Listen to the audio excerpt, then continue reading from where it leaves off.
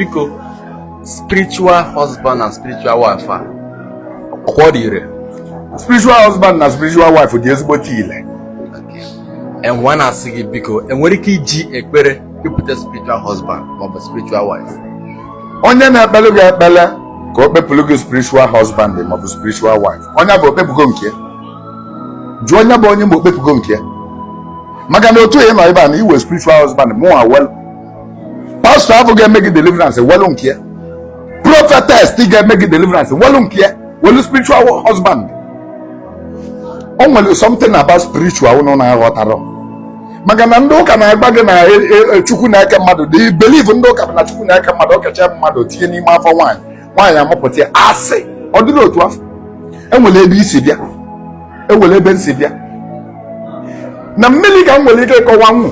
Ndị ọzọ kwuru abata ọda planet ma mụ amara maka fa. Ebe mma bụ maka mmiri. Na mmiri ebe anyị si wee bịa, ebe nsi wee bịa.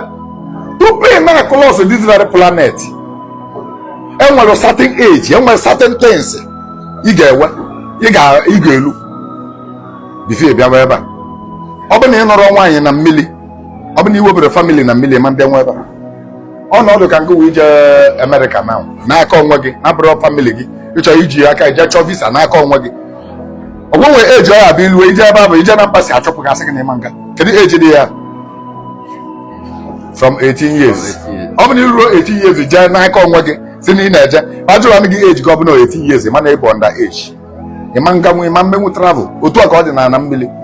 Before ị cross wee bụ ị ga-anụ lele nwaanyị maọbụ nụọ di ị ga-eweleli ya. So onye ọbụla na ebe a ọ ya bụ nwatakịrị amụ kata just now always spiritual husband. Ọ bụrụ nwoke always spiritual wife.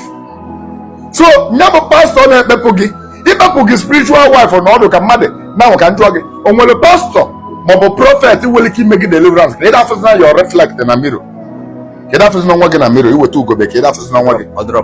O nwere pastor maọbụ prophet maọbụ dibia nwere ike ime gị ka ị dafụzi na ịnyịnya gị shadow ka ị dafụzi na your shadow.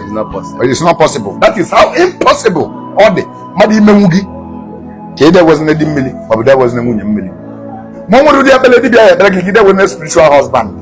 Ma ọ nwere ụdị ekpere dibia ya ekpere gị maọbụ pastor ya ekpere gị ka ị dewezi na spiritual children.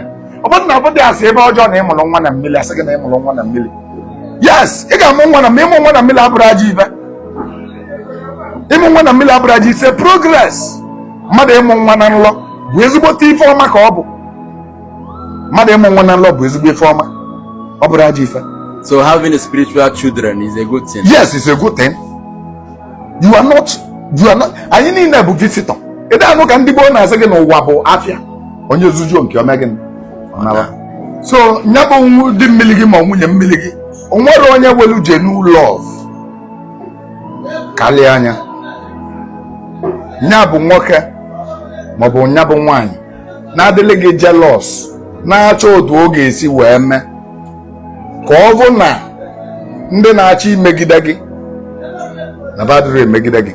Ị ma na dị mmiri gị nwere ike ịbụ nwoke ya break your heart gbachibe